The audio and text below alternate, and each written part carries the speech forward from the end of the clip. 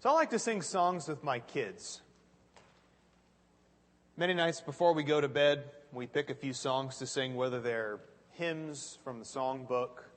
We like God is so good, Jesus loves me. We've also sung a lot of nursery rhymes over the years. And I like to make up songs as well. I like to change the lyrics to songs. You know, I made up several extra verses to Row, Row, Row Your Boat that the kids really, really like. I'll tell it to you sometime. You don't need to hear it now. Good verses. They're not silly. They're good verses. I don't like the ending of a lot of nursery rhymes. Most nursery rhymes seem to end with like a baby dying or something. So, you know, I kind of make up my own nursery rhymes. And one that my kids love, it's their favorite bedtime song that we sing. It's called the Money Monster song. Okay? I want to talk about the Money Monster today. I'll introduce, first of all, the lyrics to that song. I won't sing it, though. Don't worry. The Money Monster song goes, "Oh, I'm the money monster, and I'll eat all your cash. Give me all your coins and dollars, even those in your secret stash. Oh, I need all of your money. It's the food that I want. Oh, I'm the money monster. It's a fact I gladly flaunt." And so we worry about the money monster coming into our lives and the way that the money monster can change our focus from family to the things that we pay to do with our families, like vacations. The money monster takes our focus away from the things that we can do with our money to help other people to what can my money do to help me, to satisfy me, to make me happy, to give point and meaning and purpose to my life. That's what the money monster does. And it's always been my hope that even if my kids are too young to understand it now, they'll appreciate it someday. That even from an early age, I wanted them to know about the dangers of the money monster and what he can do to our lives. The Bible also illustrates this. In Proverbs chapter 23, verses 4 and 5, the writer says this about money: "Don't weary yourself to gain wealth. Cease from your consideration of it. When you set your eyes on it, it's gone. For wealth certainly makes itself wings like an eagle that flies towards the heavens." When you were younger, you remember what it was like when you had $20 in your pocket? Man, if you had $20 in your pocket, the world was your oyster. You could go to the mall with $20 in your pocket and you're like, I could buy a shirt and an Orange Julius. $20 in your pocket. Now, I won't tell you what my mortgage payment is. But I think about like if I could go back in time to my 16-year-old self and say, "Listen, buddy, every month you're going to pay this in a mortgage payment." I don't think my 16-year-old self would believe that it was possible to spend that much money. I go to the grocery store now trying to feed a family of 5. And you know how Walmart works, by the way. You always go into Walmart thinking, "I'm going to get milk at Walmart." And you come out with a brand new set of tires and you forgot to buy milk. But that's how money works. As soon as you set your eyes upon it, it sprouts wings and it flies away. It is fleeting. It is empty. It'll never be there for you. It's not reliable. And this isn't the only passage. But we have to wonder, given this presentation of money in the Bible, we have to ask, is money a bad thing then? You know, we talk about how money it's a monster, the money monster. And we talk in 1 Timothy chapter 6 about the love of money being a root of all sorts of evil. And Proverbs 23 and how fleeting money is. Well, is money a bad thing? Money shouldn't be thought of as either bad or good. It's a morally neutral thing. Money is like gravel or dirt or a pine tree.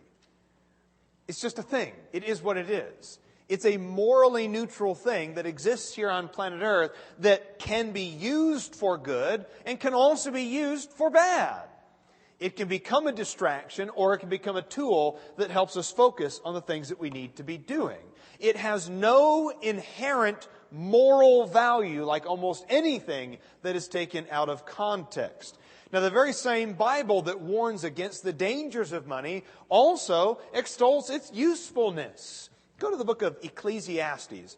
If you had your Bible open to Proverbs a second ago, Ecclesiastes is just right next to it.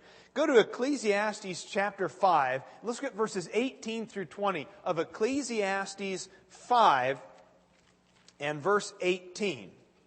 Here is what I have seen to be good and fitting, to eat, to drink, and enjoy oneself in all one's labor in which he toils under the sun during the few years of his life which God has given him, for this is his reward.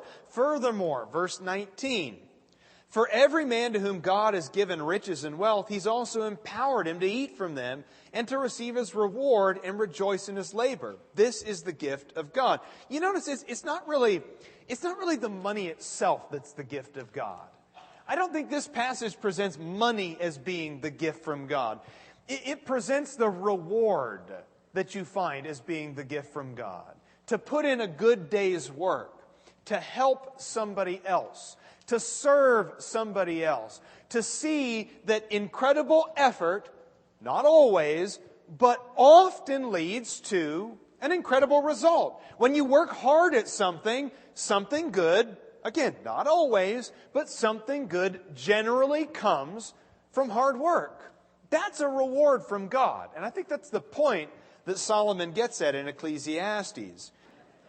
In Ephesians 4 and verse 28, notice the way that the writer puts it here. Paul says in Ephesians 4 and verse 28, let him who steals, steal no longer, but rather let him labor, performing with his own hands what is good, in order that he may have something to share with him who has need. In this verse, to me, it's not the paycheck that you find rewarding. It's what you can do with the paycheck. That you can go home and enjoy some time with your family. That you can have a home, a roof over your family's head. That you can take some part of your paycheck and share it with somebody else who has need and make his life or her life a little bit more comfortable. That is an incredible reward. And in that sense, money's not a bad thing. Money is not a bad thing. Now, we can't live on earth without it, at least in a practical sense. But we can't live for it. Let me say that again. We can't live on earth without it, but we can't live for it. There's not a whole lot that you get for free on planet Earth. You can breathe air for free. That's one. You can breathe air for free. There's a lot of water that's available for free, but most of it has salt or sewage in it, so that's not really the kind of free water that you want. There's not a lot on planet Earth that you get for free. Almost everything requires money. If not from yourself, then at least in the form of charity or somebody else paying for it. You can't live on planet Earth without money, but you can't live for it. Because our lives always take on the qualities of the things that we long for most. When you were young, what were the things that occupied you most of all? Things like school, or band, or a sport that you loved, or a favorite TV show, or a comic book character. And our lives tend to take on those same qualities. The things that we love or the things that we're interested in, the things that we're occupied in, our lives kind of mimic those things. And when I was a kid, I was one of those really imaginative kids. I always imagined myself being on a spaceship somewhere, or fighting crime, or, wearing a superhero costume. I always had a cape on. I always had a phaser or a laser in my hand. And it's like the things that you love, the things you're interested in, your life emulates that. And it's true of money as well. When you love the things of this world, you become like the things of this world. And the things of this world are vain and fleeting and breakable. People can steal them, and moths can eat them, and rust can destroy them. When you love the things of this world, you take on the same qualities of the things of this world. Go to Psalm 115, and notice here, in Psalm 115, I know it's a short little reference here, but Psalm 115, verse 8, I really like this here. Speaking of idols, the greater context of Psalm 115 is idolatry and how foolish idolatry is, because, it's a piece of wood with gold on it. It's got eyes for jewels, but it can't see you. And you build ears on it, but it can't hear you. You can talk to it, and it doesn't listen to you. And you can beg from it, and it won't do anything for you. And so when you live after idolatry, physical, earthly, carnal things, look what he says here in verse 8. Those who make them will become like them, everyone who trusts in them. When you love earthly things, you become like earthly things. 2 Kings 17 verse 15, and they followed vanity and became vain. It's as simple as that. They followed vanity, and what was the result? They became vain. Don't be shocked then when your whole life is framed in terms of money and success and job and savings and this and that and how big is your house and how nice is your car. Don't be shocked when your whole life is framed in those terms. And when those things fail you, you become miserable. Don't become shocked when you fall in love with the Lexus, you become like the Lexus. When you fall in love with the big house, you become like the big house. When you fall in love with the paycheck, you become like the paycheck. And of course, there's nothing wrong with a Lexus, and there's nothing inherently wrong with a big house, and there's nothing wrong with a paycheck. But just watch out. When you follow vanity, you become vain. And we act so shocked by that. We act so shocked by that. It will all fail us in the end. Why do we find money so enticing then? Because I think almost everybody knows this. I mean, even to an earthly person, we watch movies about Wall Street, and the average person agrees with the point of the movie, which is, don't be greedy. Greed is good? No, it's not. Greed's not good. The average person knows that. The average person knows you can't be a greedy, corrupt person and get away with it and be happy. The average person knows that. So why is it that we are so occupied with money, given all of that? Why do we fantasize about it? Why do we ruin our relationships because of it? And it's because greed always promises a level of satisfaction that it can't deliver. It makes big promises. And we like all the promises, but it never follows through with them. There's a Hindu idiom, and don't worry, I'll quote the Bible plenty in this lesson too. But there's a Hindu idiom that I really like that says, to try to extinguish the drive for riches with money is like trying to quench fire by pouring butter over it. I thought that had a lot of wisdom behind it. If you've got a problem with money, pursuing more money is not going to be the answer to that. It's never going to be the answer. Now, the Bible confirms this as well. In fact, the Bible confirms it much more frequently than Hindu literature does, frequently noting the danger of dissatisfaction and the desire for more. Give me a minute here to read several passages. I want to read all three of these passages because they all make a very great point here. Hebrews 13 and verse 5, if you'd like to follow along here. Hebrews 13 and verse 5 says, "Let your character be free from the love of money, being content with what you have. For he himself has said, I will never desert you, nor will I ever forsake you." Now, I think built into that, and the reason why the writer brings it back to God, because it's not just that it's inherently wrong to love money. It is inherently wrong for the Christian to love money because God has promised us a level of satisfaction that money can never follow through on. God is saying, don't love money because I will never leave you and I will never forsake you. I will always be there for you. And when other things fail you, just remember of the promises that I have made to you, which ones I've not kept. Of all the promises I've made, which are the ones that I've failed on? When did I not follow through for you? When was I not there for you? So stop loving money. Don't love money because God has said, I will never desert you. Now, it takes a bit of faith then, doesn't it? Because think about all the things that we have to pay for. Like I said a few minutes ago, what do you get for free on planet Earth? Air. Air and sunlight, it's just about the only things that are really truly, legitimately free on planet Earth. You got to pay for almost everything else, which I think creates a temptation to be self-reliant. God doesn't give me my food. I give me my food. God didn't build my house or cut my grass or pay for my water bill. I did. What am I supposed to thank God for all my blessings for? Thank God for, okay, air. I'll give you that one. That's a pretty good one, God. But everything else, my clothes, my house, my car, my food, paying all my bills, going on that vacation to Disney, God didn't give me any of those things. I did.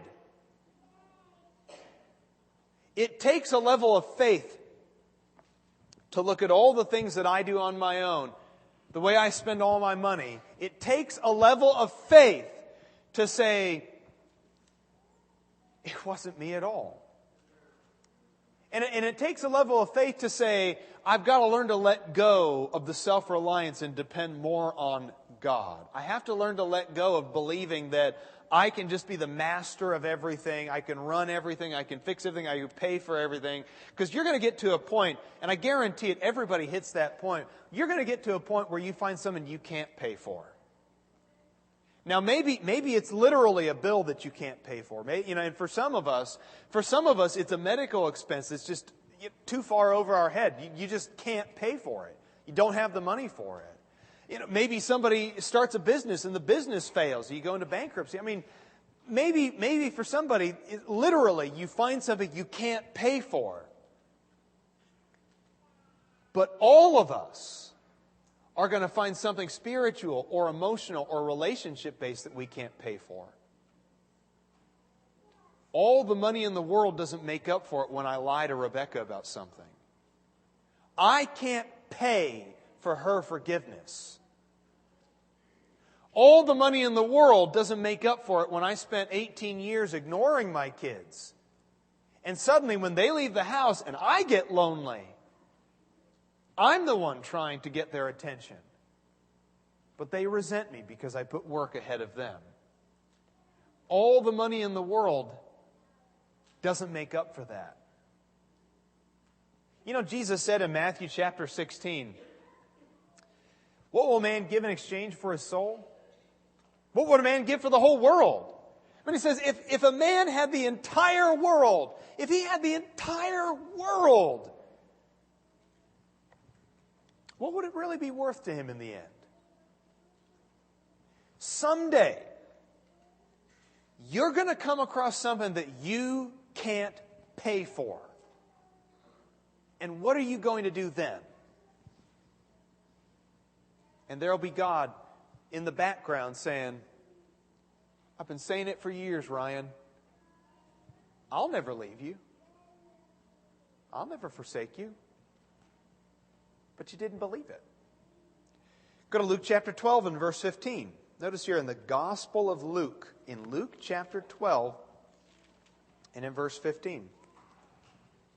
Beware, Jesus says, and be on your guard against every form of greed, for not even when one has an abundance does his life consist of his possessions. Yeah, but what if I have like a lot of stuff?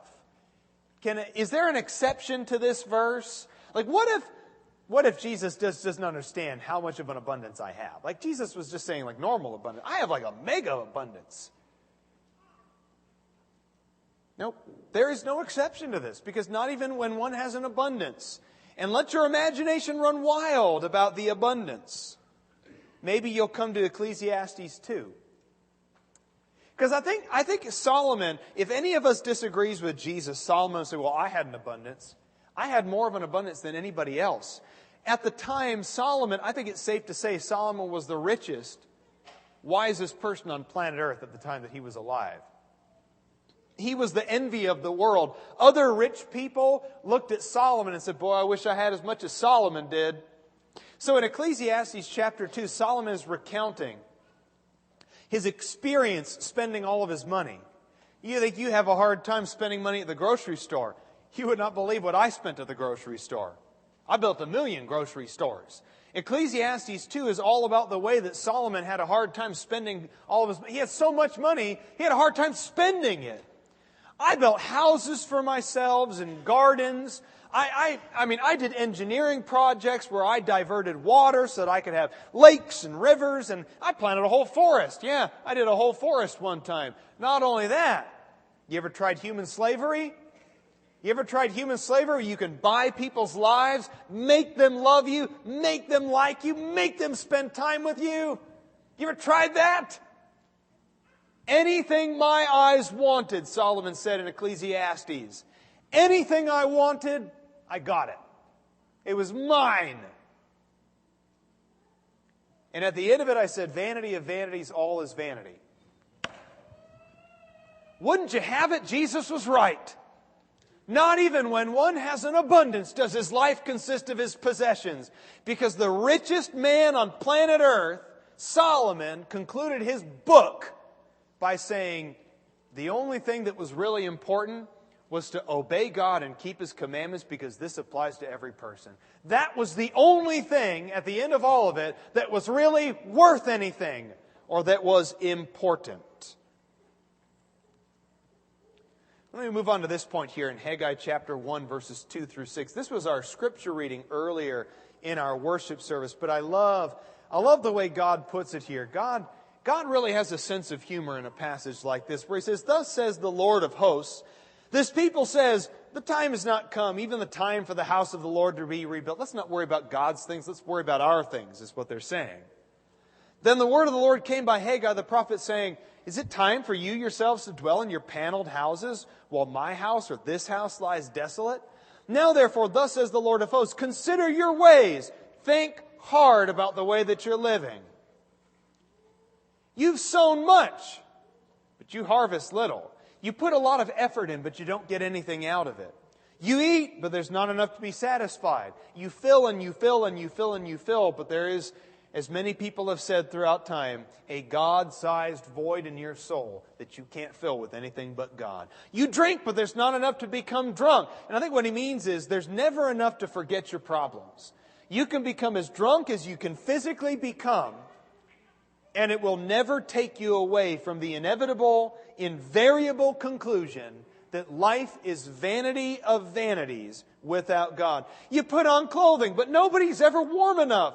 And he who earns wages to put into a purse with holes.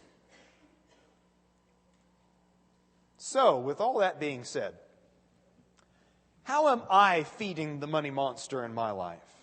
What are some of the mistakes that I am making and making my problem worse? I'm feeding the money monster when all of my life's goals are framed as someday when we have more money. Like, if everything in your life is all about someday, sweetie, someday when we have more money, we're going to do that. And someday when we got the money for it, we're going to do that over there. And someday we'll get to that kitchen remodel. And someday I will go visit Scotland.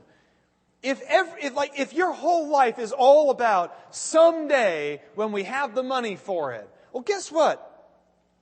Your kids don't need to go to Scotland or Disney World or anything like that. You know, your kids don't realize if you got a used car or a brand new car.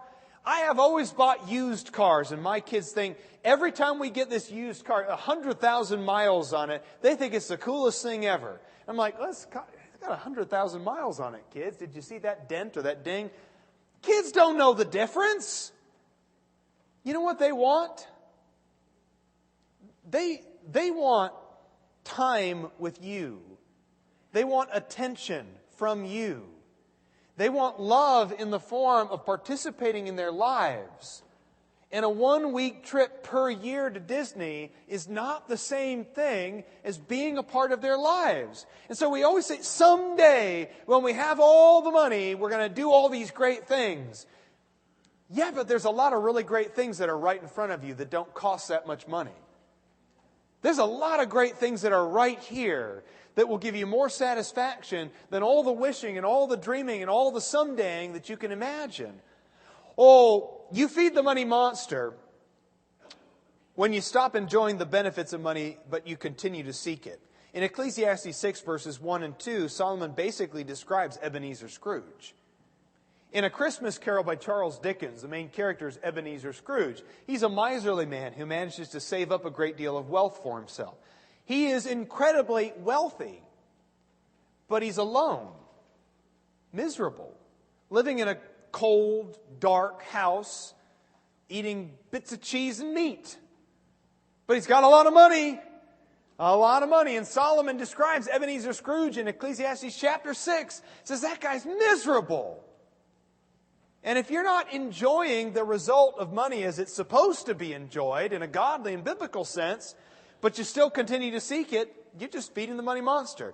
Well, I'm feeding the money monster when I'm hoarding my riches to my own hurt. And that's a direct quote from Ecclesiastes 5 and verse 13. That's a failure to share with other people. That's being obsessed with get-rich-quick schemes. Always looking for the big payday. Those things will never pan out. They never pan out for anybody. I'm feeding the money monster when I constantly respond to requests for charity by saying, why don't you go get a job and get your own money? If I look at every poor person, every homeless person, every panhandler, and I just kind of snort, look at that, if he just got a job, I'm probably feeding the money monster because of that attitude.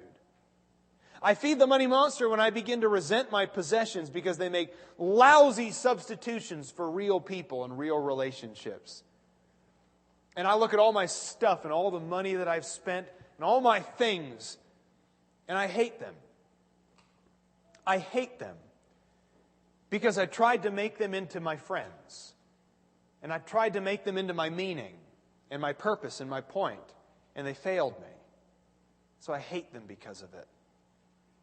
I feed the money monster when I'm constantly going from one job to another or uprooting my family in search of that dream job. Now, understand what I'm saying. There's nothing wrong with moving up in the corporate world. There's nothing wrong with taking a job that's a better job. There's nothing wrong with that, obviously.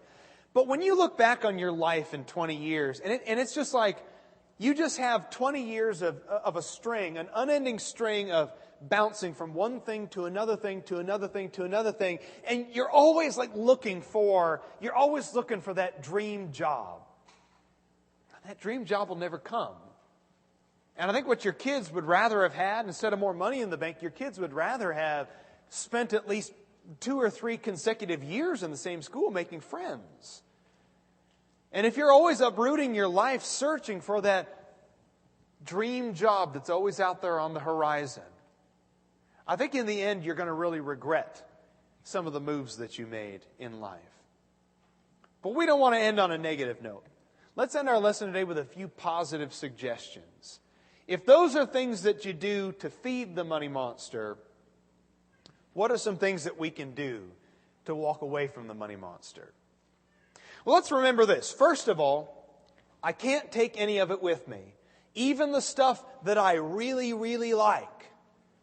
The antiques that I like, the family heirlooms that I like, that collection that I really like. I got the Lord of the Rings trilogy on Blu-ray. I can't take that with me either. The Dale Earnhardt Jr. commemorative wall plates. No, you don't get to take those with you either. You don't get to take any of your stuff with it. And if you can remember that, I think it will help deal with the problem of materialism and greed in our lives. I can't take any of it with me, but how I've left it behind sure makes a difference in the judgment. I think it's like, you want to get to the judgment day, you don't want to have a positive balance. I don't mean literally speaking, okay? Don't take me literally. But when you get to the judgment day, you don't want to have a positive balance. You don't want to get to the judgment day and say well, God, I hoarded up a lot of stuff. I laid up a lot of treasures on earth. And, does any of that count? What's the exchange rate for dollars for heaven shekels? What's the exchange rate you got going on up here? 0. What? 0. You can't take any of it with you, but how you have used it on planet Earth will make a difference on the judgment day. 1 Timothy chapter 6, verses 6 through 10. We know these verses well. 1 Timothy 6 is this great passage that extols the value of using your money in the right way and the horror of falling in love with it to your own detriment. Let's go to 1 Timothy chapter 6. There's actually 2 passages here that I want to read real quickly. In 1 Timothy chapter 6, we all know in verses 9 and 10, those who want to get rich fall into temptation and a snare and many foolish and harmful desires which plunge men into ruin and destruction. For the love of money is a root of all sorts of evil, and some by longing for it have wandered away from the faith and pierced themselves with many a pang. Now that's the one we know, but we don't always keep going on in the chapter. There's another passage on money that I think gives us a really positive way out of that. In verse 17, instruct those who are rich in this present world not to be conceited or fix their hope on the uncertainty of riches, but on God, who richly supplies us with all things to enjoy. Instruct them to do good, to be rich in good works, to be generous and ready to share, storing up for themselves the treasure of a good foundation for the future, so that they may take hold of that which is life indeed. A second point. I'll never have enough money. I'll never have enough money, but I can be unimaginably wealthy. Jesus says in Matthew chapter 6, as he's preaching here in the Sermon on the Mount in verse 19, do not lay up for yourselves treasures upon earth where moth and rust destroy and where thieves break in and steal. Lay up for yourselves treasures in heaven where neither moth nor rust destroys and where thieves do not break in and steal. For where your treasure is, there will your heart be also. Of course, we could keep reading on through the end of the chapter where he talks about anxiety and worry and all those sorts of things. And that's an important point to be made. But where is your treasure? Where is your treasure? You'll never have enough money on planet Earth, but I'll tell you what, you can go into the afterlife a very, very, very rich saint. Money can be a means to an end, but it should never be the end. Money can be a means to an end, but it should never be the end. What good is money if your family despises you? What good is money if you gain the whole world but end up losing your soul? Money is a means to an end, but it should never be the end. And finally, money is fleeting. Get over it. I don't know how many times the Bible can put it this in different ways, how many times you can read passages in the Bible which make it clear that money is fleeting, but we struggle so much with it. And so I want to offer a very similar prayer here that was offered at the end of the book of Proverbs. In the end of the book of Proverbs, you go to chapter 30, and notice something here that the writer says in verse 7, a prayer that he offers. 2 things, he says, Proverbs 30, verse 7, 2 things I have asked of thee, do not refuse me before I die. Keep deception and lies far from me. Give me neither poverty nor riches. Feed me with the food that is my portion, lest I be full and deny thee and say, who is the Lord? Or lest I be in want and steal and profane the name of my God. I try to offer the same prayer to God. I try to think the same thing of, God, I don't want to be rich. I certainly don't want to be poor. God, just give me the things that I need to do the work that you've called me to do. Give me the things that I need so that my family can be comfortable. Give me the things that I need so that when there are others in need, I have a little bit extra in my account that I can share with somebody else. Give me the things that I need so that I can have a car that works, so that I can drive to different places in this community, have Bible studies with people. Give me the things that I need so that I can pay a cell phone bill, so that I can communicate with people in a way that is relevant in the 21st century. And I don't think these are unreasonable requests to say, God, help me have the things that I need in 2019 for this stage of my life to do the work that I'm called to do in front of me. And if I never end up with more than I need, I'm okay with that. And if I end up with less than I need, then maybe I need to be looking at more closely what it is I think I need on planet Earth.